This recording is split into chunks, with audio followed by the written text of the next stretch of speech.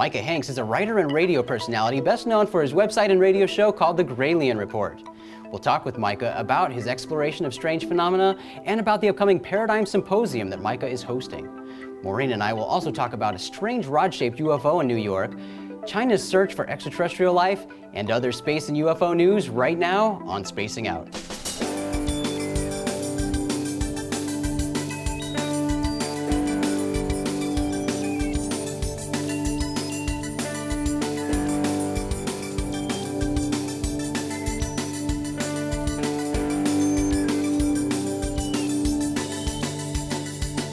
Greetings everyone and welcome to Spacing Out. I'm Jason McClellan. And I'm Maureen Ellsbury. Thanks for taking the time to join us today. Later in the show, we'll talk with Micah Hanks about UFOs and about his upcoming conference. But first, let's jump right into the news. A strange UFO was spotted by several witnesses above Dos Palos, California in early July 2012. One witness managed to record the object on video for more than 10 minutes. From this video, the aerial object appears to be a metallic-looking, sphere-shaped object with long, shimmery strands suspended below the sphere. Local Fox affiliate KMPH explored the possibility that this UFO was simply a weather balloon, but scientists from the National Weather Service said they, quote, haven't seen a weather balloon look like that ever. KMPH also sought the opinion of the Federal Aviation Administration regarding the UFO, but the FAA did not return the station's calls. This is a weird object. It looks really strange, but it still has a lot of the characteristics of some type of balloon. You know, it might not be a weather balloon, but it is this very defined sphere object that, you know, when things are in the sky, they can look metallic because of the sun's reflection. Right. And the sun is going crazy on whatever is hanging below this sphere object. Clearly, if you look at, I mean, it's so bright, but you can tell that it's reflection from the sun. Both parts of this object look interesting, the sphere and whatever's below it, but who knows, really interesting. And if you're listening to the podcast and not watching the video on YouTube right now, you should check out the video because it's interesting. You should take a look at it for yourself. UK's Ministry of Defence officially stopped accepting UFO sighting reports in 2009. But one official group apparently continues collecting UFO reports related to possible flight safety issues. According to an article published on the Huffington Post this week by Lee Spiegel, the British Civil Aviation Authority collects reports where UFOs have a bearing on aircraft or flight safety. David Clark, the official UK National Archives consultant and a journalism lecturer at Sheffield Hallam University, told Spiegel that the Civil Aviation Authority kept its own UFO records separate from the Ministry of Defense records, not only by the air crew themselves, but also anything unusual that was seen by air traffic controllers on the ground at all airports. Official records are filled with accounts from pilots and air traffic controllers about sightings and encounters with unidentified flying objects. It's just so bizarre then that governments, like the British government, who have actively and officially investigated unidentified flying objects and come to the conclusion, the official conclusion, that there are things that we can identify, but they don't pose a risk. Well, you have objects in the sky that can't be identified. So sure. How can they not be a risk if you don't know what they are? I think this is interesting too, because they're cutting out the middleman here and no longer forwarding the reports to the Ministry of Defense. Right. And I really am a big fan of pilot sightings because they are trained to look at things in the sky and they come back with, you know, these credible things that they don't know what they are.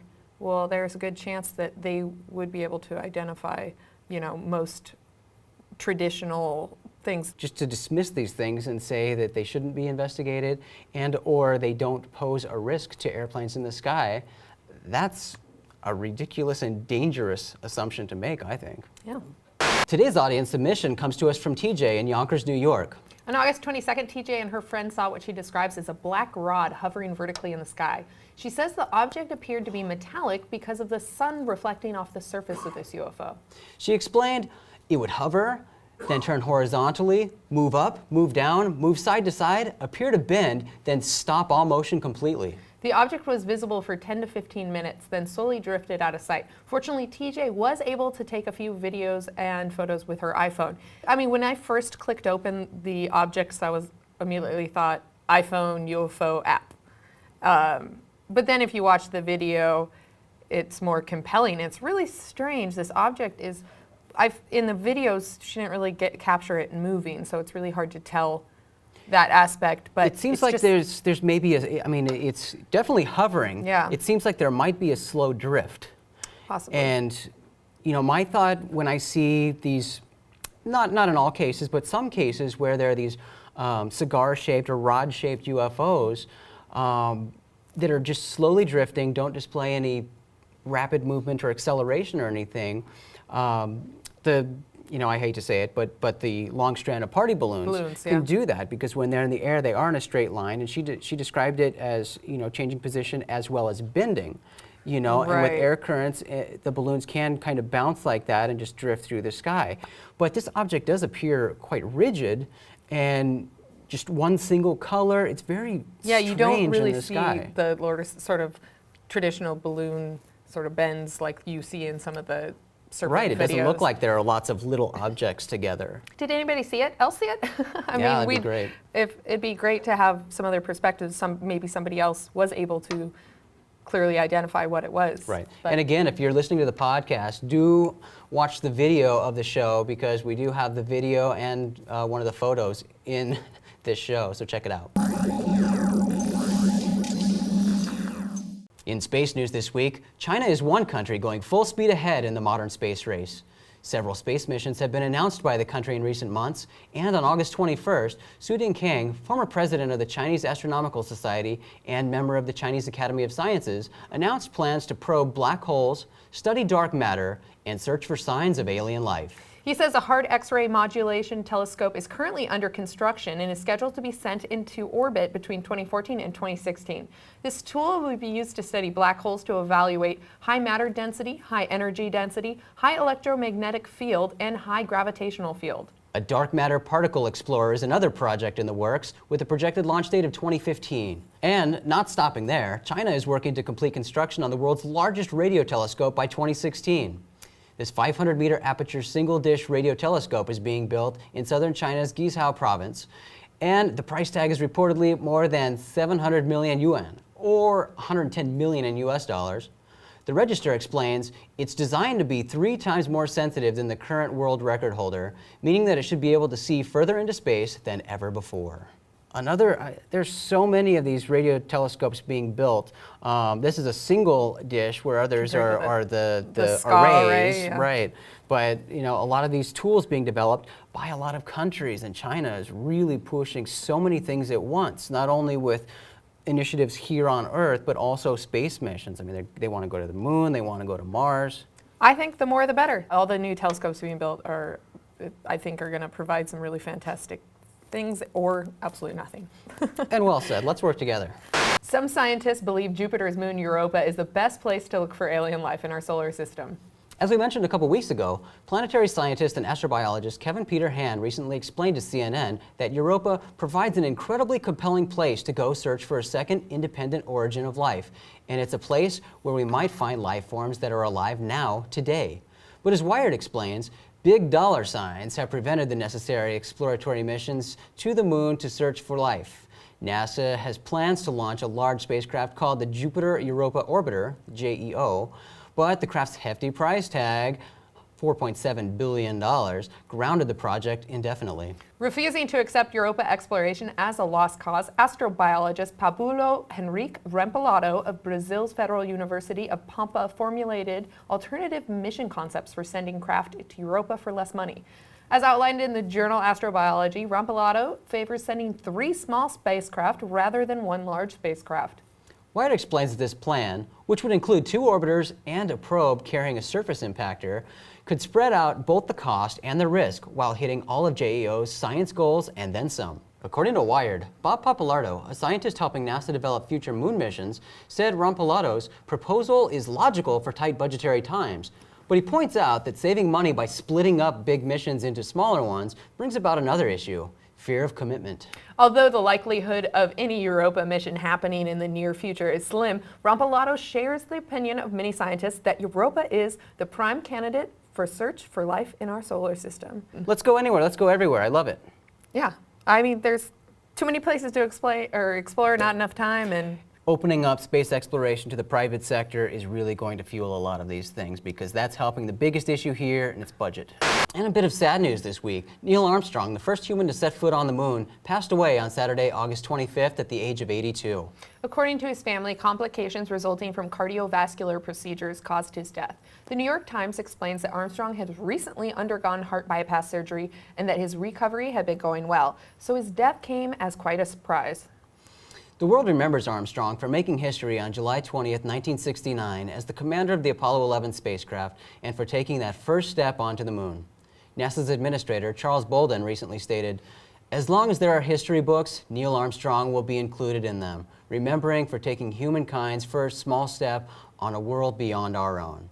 And Neil, thank you so much for everything, and we hope you're enjoying your new journey.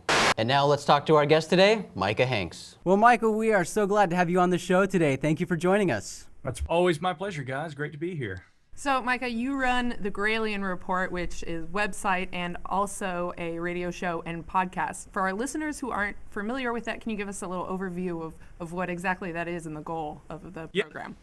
Well, absolutely. It's, I guess you'd call it a portmanteau, actually. I wanted to come up with a catchy name a few years ago, maybe for branding purposes, if you will. And, we have this kind of cultural motif that has been built for years around the gray aliens that the abductees talk about. And so the Graylien is a character that kind of stemmed from that entire mythos surrounding the alien abduction situation. But, as I've delved into ufology more and more over the years, I've kind of come to the determination that maybe it would be healthy to look at abduction research and ufology as different and maybe even at times separate from one another. I think a lot of other more esoteric UFO researchers do that same sort of a thing, and that's kind of difficult for people to grasp. So I would say that the Graylien, that's what he represents, that's where the general idea came from, but I don't necessarily think that that concept is mutually exclusive with studying UFOs, which I'm sure we'll get more into a little later on. But yes, it's a website. It's my primary website, and of course there's also a weekly radio and podcast version of the Graylien Report that goes out each Tuesday or Wednesday morning, depending on whether you listen live or download the podcast. These days, I think everybody really prefers podcasts, don't they? Yeah, it seems to be the case. Yeah, people doing things on their own time. Oh, yeah. For sure. Now, Micah, I know you've been researching a wide variety of interesting topics for quite some time, all sorts of weird things in our universe. And I'm curious if there's any one case in particular or a piece of evidence that stands out in your mind as something that might be good evidence to support the thought of extraterrestrial life existing, or perhaps some UFOs being extraterrestrial in origin. Right. As each of you know, and of course a lot of my listeners also are aware, when it comes to the UFO enigma, there's a strong likelihood some of these are going to be extraterrestrial in nature. However, I don't leap to that conclusion that we're in fact dealing with aliens from outer space. We're dealing with something. I think that obviously there's always the potential that some of these things could be something really far out, like interdimensional anomalies, but that may not actually be physical flesh and blood occupants, human-like aliens, in other words, visiting from Zeta 2 Reticuli or something like that. By the same token, there's also the possibility that we're dealing with different things that may be terrestrial in nature and various kinds of technology that are very clandestine, kept very secret, and nonetheless which emanate from right here in our midst on planet Earth. And so dealing with this variety of different potentials as to what UFOs may be, it can be very difficult at times to really kind of put our thumb on one thing and say, this is what UFOs are. Now, in terms of compelling evidence, maybe one of the very best that I have come across in my years doing this research, at least more than a decade personally, is this story of Frederick Valentich, which took place in the 1970s over the Bass Strait in Australia. Where the young man, he was a pilot, he was flying a Cessna along one evening and claimed that a greenish light begins to hover around his aircraft as he's flying along. He's having kind of a back and forth with air traffic control as this is taking place, and he's describing this object that's moving in circles around him and dogging him and kind of flying off and coming back. Probably what's so enigmatic about that story is that right near the end of his dispatches to air traffic control, as he's describing what's going on. At one point, Frederick says, this object is hovering directly above me. It's hovering and it's not an aircraft. And then the story goes that there was 15 seconds of some loud metallic buzzing noise heard, and Valentich was never seen again. His aircraft was never recovered. Many felt that maybe what had happened was he had actually been abducted, and maybe his entire aircraft had been taken someplace else. We just don't know. What we do know is that he was never found, nor his aircraft was ever found, and that Valentich did in his life have an interest in UFOs. He'd often wondered what they might be capable of doing to people. Now, recently, I understand that a lot of files, and in fact, actually, I've looked at some of them, but a lot of files have been released finally to the public with regard to the investigation into the Valentich disappearance. And what we do know is that he had hoped to become a pilot. I think he was failing in school. He had a girlfriend that he had told, if I ever got close enough to a UFO, I might go on board it, but never without you. And so that's one of the most compelling stories to me. I think that the really kind of hardline, we're going to debunk this type skeptics would say that, well, he just committed suicide and wanted to go out with a bang, make it look like there was something more to his disappearance and death than there actually was. And then there are those of us who are a little more questioning of that circumstance in that story. There were some stories from the mainland that described seeing a light out over the Bass Strait that evening. And it seems very likely to me that something, maybe we'll never know all the answers to it, but something did indeed occur, and that's some of the best and maybe one of the most enigmatic UFO stories I've ever come across. As far as I'm concerned, it's still very much an open case. It's pretty incredible. Yeah. Now, I do value your viewpoint and how you approach looking into these mysteries of the universe, and I know you're a self-described skeptic, and I'm sure you are well aware, as we are, that in dealing with some of these topics, the term skeptic seems to be a bad word. A lot of people, think skeptic, goes right with debunker, and you're just the enemy if you approach these things skeptically. And I'd love to hear your thought on that, on why being a skeptic isn't a bad thing. I'm glad you asked, because that's one of my favorite subjects. What it really all boils down to is this. Skeptic doesn't mean you have to go into a circumstance with a preconception to debunk or to disbelieve. And I think that it's terrible that the two factions seem to be what call themselves the skeptics and the believers, because frankly, I am a skeptic. I will suspend my judgment until I'm given data or evidence that is forthcoming that helps me formulate one opinion or another, whether this did occur or there is something valid here or there simply is not. Sometimes you have to remain in the middle and not draw conclusions because of a lack of evidence. I think that's what a good skeptic does. And so when I say I'm a skeptic, guys, I'm not saying that I'm going to go out there and try and dispel the entire idea that we are being visited perhaps by extraterrestrial life, or that UFOs exist in general. I think that there's plenty of evidence that supports the UFO enigma. You can go to the CIA website or the NSA website or the FBI website. I've heard some of the famous exo-politicians, if you will, say, if you want proof of UFOs, just go out on the web. It's all over the web. Yes, but you have to know where to look. There's also a lot of bunk on the web. And so that's why I say, look at the websites of these official organizations and look at what kind of information official entities have taken interest in over the years. There's clearly evidence that contributes to this growing body of evidence of there being something going on. What exactly, I don't know, and therefore I remain skeptical. I do believe there's something going on, but I'm not going to commit blindly to belief in the extraterrestrial meme, if you will, any more than I'm going to commit blindly to belief that there's nothing going on. We have to have facts and we have to have evidence to substantiate those kinds of positions before we jump on top of our pedestal and say, yes, this is what I am or am not. But everybody seems to like to do that because it's kind of more of a culture club these days, isn't it? We don't really want to try and find the truth. We just want to say that we're a part of this group or this other. And that's what's so wonderful about Open Minds, by the way, is I think that you guys, like myself and like a handful of others, really do hope to try and present information in a very logical, methodical way without jumping to conclusions. Well, thank you. We appreciate that. And, sadly, I think your assessment is valid. It does seem to be, jump on either side of the camp, and it's a sad state of affairs, I think.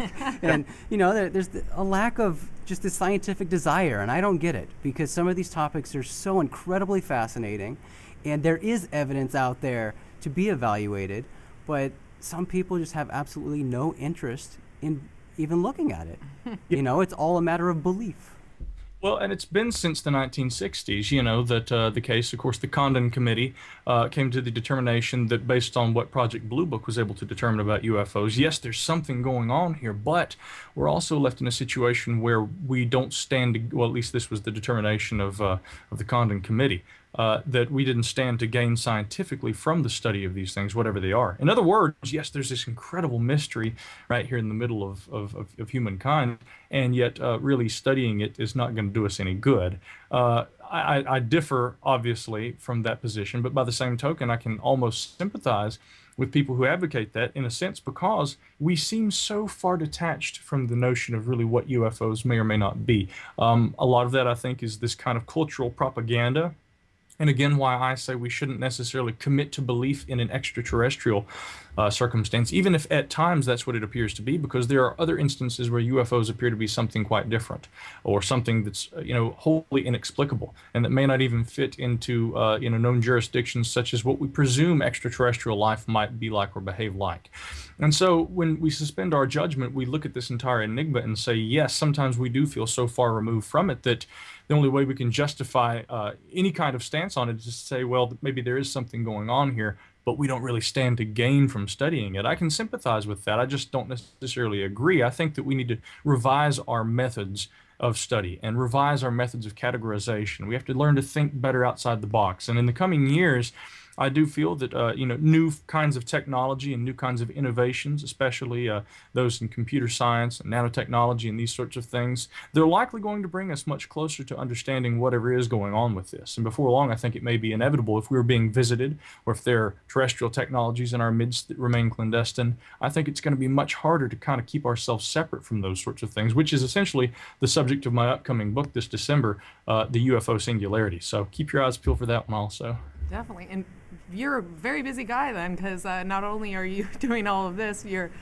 starting a new symposium this year, the Paradigm Symposium, which is in October, the 18th through the 21st, I believe? That is correct, yeah, So absolutely. Tell us about that. And that's covering a lot of like ancient mysteries and sort of exploring more ideas further outside of the box of just UFOs and extraterrestrials as well. Right. Obviously, I'll be speaking on UFOs as both a host and a speaker at this event. I'm putting this on in Minneapolis, Minnesota with my fantastic accomplice, Mr. Scotty Roberts of Intrepid Magazine. So we have a fantastic lineup of people. As you've probably seen, George Norrie of Coast to Coast AM will be there. Eric von Daniken will be there. Philip Coppens, who's probably one of the most fantastic researchers out there, in my opinion, as well as Bill Burns of History Channel's UFO Hunters. So, we've got a large lineup of people. I should also mention Nick Redfern, a good friend of mine. My goal, I think, and my hope, as well as Scotty's with Paradigm Symposium, is not just to address UFOs or just to address the potential for visitation in ancient times by what we might call ancient astronauts. I think it's to look at a variety of different cultural motifs and staples that kind of emerge in the fields of phenomenology and the unexplained, and to try and better educate ourselves and then draw conclusions based on a wealth of data, as opposed to keeping kind of the tunnel vision thing going on. It's often the case, I think, that when we study strange phenomena, we tend to gravitate toward one thing or another. And like yourselves, I think that I'm best known for studying in the realms of ufology. UFOs certainly aren't probably what attracted me to this field, but they, in more recent years have certainly kind of become the crux of what I do. And yet, I think that when we get tunnel vision, we may miss certain things that appear in other areas, whether it be cryptozoology or, paranormal phenomenon along the lines of ghosts and hauntings, that sort of thing. And so I do think it's important to, as I've told Greg Bishop, and he has, conversed with me about this, we call it interdisciplinary phenomenology or interdisciplinary paranormalistics, whatever, come up with a catchy title for it. But, look at all aspects of the phenomena, at least in part, so that we don't miss aspects and parallels which may show up. I hope that that's what's going to happen with Paradigm Symposium, and it's going to be one great big block party. I tell you, if the world does actually end in 2012, we're going to see it out with a bang. Awesome. So yeah, anybody who's interested in attending can see paradigmsymposium.com, or also go find out more about Micah at grayalienreport.com as well. And you said your podcast airs on Wednesday mornings? Well, it's Tuesday nights, Eastern time, 8 p.m. if people want to listen live. But again, obviously our larger listenership with the attractiveness of listen on demand these days, they download the podcast. And to find that, just visit the website, www.grayalienreport.com, and you'll find the podcast's link there. It's also on iTunes as well. Excellent. Fantastic. Well, thank you so much for joining us. Yeah, we really appreciate it, Micah, and good luck with the conference. That sounds pretty incredible. Well, thanks, guys. And hopefully maybe I'll see you guys at yours next year as well, okay? Yeah, definitely. All right, sounds good. Thanks, Micah. All right, take care. On this show, we like to highlight events we think you'd be interested in, like these. A conference on the mantle of Mars, insights from theory, geophysics, high-pressure studies, and meteorites organized by the Lunar and Planetary Institute will be held in Houston, Texas from September 10th through the 12th. Find out more at www.lpi.usra.edu/meetings/Mars Mantle 2012. The Paradigm Symposium, sponsored by the Gralien Report and Intrepid Mag, will be held October 18th through the 21st at the Doubletree Hotel in Minneapolis, Minnesota. Speakers will discuss ancient mysteries, shifting consciousness, and much more. Visit ParadigmSymposium.com for more information. The 2013 International UFO Congress will be held February 26th through March 3rd at the Fort McDowell Resort and Casino in Fountain Hills, Arizona. Register before September 1st to get the lowest ticket rates possible. Prices will go up on September 2nd. Find out more at ufocongress.com. That's all for this episode of Spacing Out. Be sure to visit openminds.tv for all the latest news. And be sure to join us next week for another episode. Thanks for joining us this week. I'm Maureen Ellsbury. And I'm Jason McClellan. We will see you in the future.